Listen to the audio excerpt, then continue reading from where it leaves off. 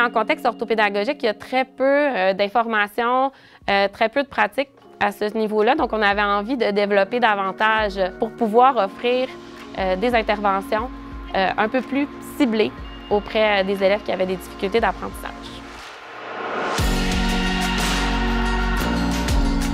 Dès l'automne 2020, j'ai développé un programme pour finalement appuyer des élèves qui avaient des difficultés d'apprentissage en lecture en deuxième année.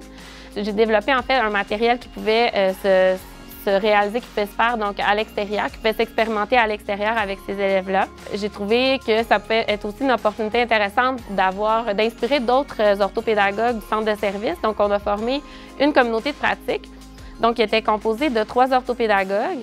Puis, avec mes 2 collègues, on a pu réfléchir, expérimenter. Ce qu'on a observé dans nos expérimentations, c'est que les élèves étaient vraiment motivés. Donc, dès qu'on arrivait dans la cour d'école, donc ils avaient envie de sortir, de pouvoir vivre les activités à l'extérieur.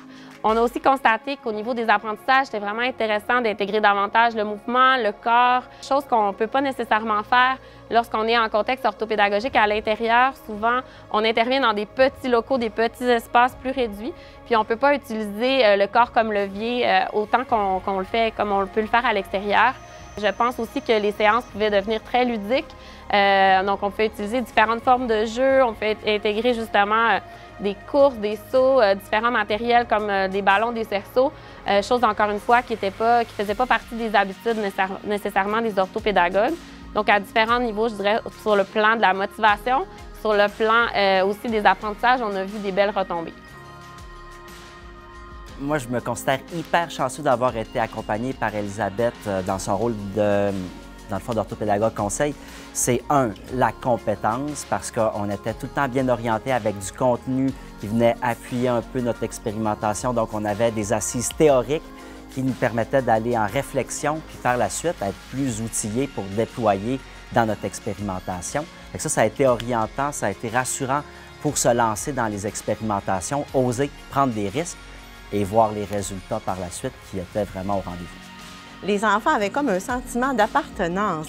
Go! On est une petite équipe de 4, on s'habille, on s'en va jouer à l'extérieur. C'était ludique pour eux.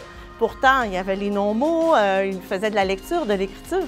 Mais ce qui était intéressant, c'est qu'ils arrivaient avec des petits yeux, tout émerveillés, tout contents d'avoir vécu une activité à l'extérieur. Puis pour eux, c'était comme un privilège. De savoir qu'il y a d'autres orthopédagogues qui veulent partager leurs expérimentations sur l'orthopédagogie en plein air, c'est facilitant parce que ça nous permet de savoir qu'on n'est pas seul pour le faire.